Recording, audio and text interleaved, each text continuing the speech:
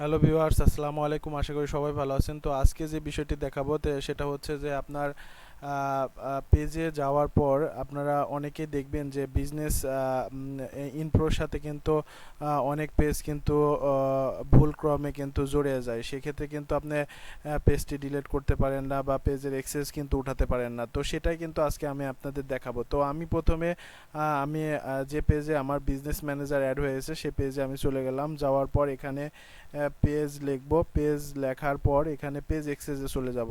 Page অ্যাক্সেসে চলে যাওয়ার পর এখানে দেখতে পাচ্ছেন পেজ অ্যাক্সেসের পরে এখানে দেখতে পারবেন যে এই যে totobex.com বিজনেস পোর্টফোলিও।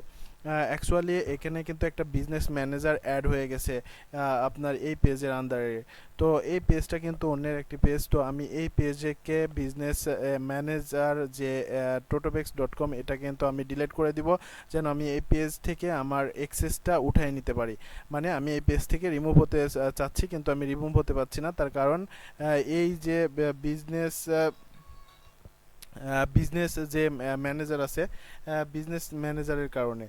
তো এখন আমি যেটা করব সেটা হচ্ছে আমি প্রথমে একটি ট্যাব নিয়ে নিলাম, তারপরে লিখব অ্যাড ম্যানেজার। অ্যাড ম্যানেজার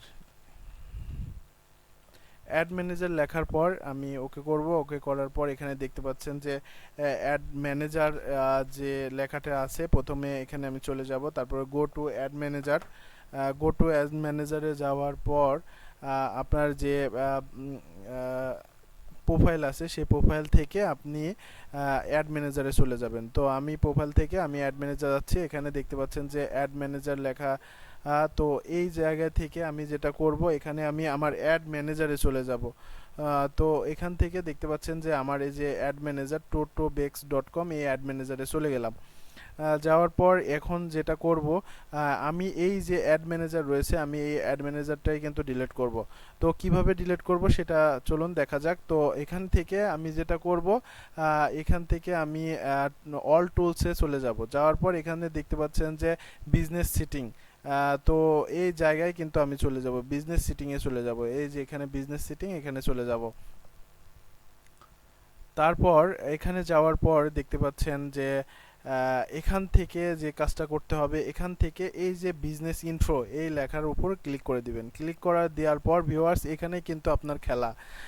সেটা হচ্ছে যে আপনার যেহেতু এই totobex.com এটা একটা বিজনেস ম্যানেজার আইডি কিন্তু ক্রিয়েট হয়ে গেছে ওই পেজের আন্ডারে। তো এখন আমি এই যে যে পেজটা এই যে অ্যাড ম্যানেজারটা রয়েছে এই অ্যাড ম্যানেজারটি আমি ডিলিট করে দিব। সরাসরি দেখতে পাচ্ছেন এই যে পার্মানেন্টলি ডিলিট বিজনেস।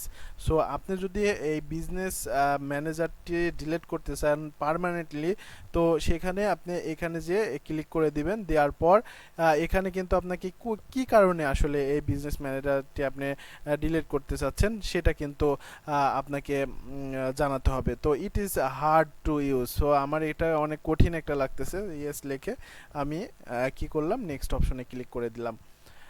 তো নেক্সট অপশনে ক্লিক করে দেওয়ার পর দেখতে পাচ্ছেন schedule business for deleting. So আমার কিছুক্ষণের মধ্যে কিন্তু 24 ঘন্টার মধ্যে কিন্তু আমার এই যে বিজনেস ম্যানেজার আছে সেটা কিন্তু ডিলেট হয়ে যাবে। তো ভিডিওটি ভালো লাগলে অবশ্যই লাইক করবেন, কমেন্ট করে জানাবেন, এবং হচ্ছে আমার যে ফেসবুক পেজ রয়েছে একটি লাইক করে দিবেন, এবং আমার ইউটিউব চ্যানেলে একটি সাবস্ক্রাইব করবেন অবশ্যই। সবাইকে সাথে থাকার জন্য অসংখ্য ধন্যবাদ।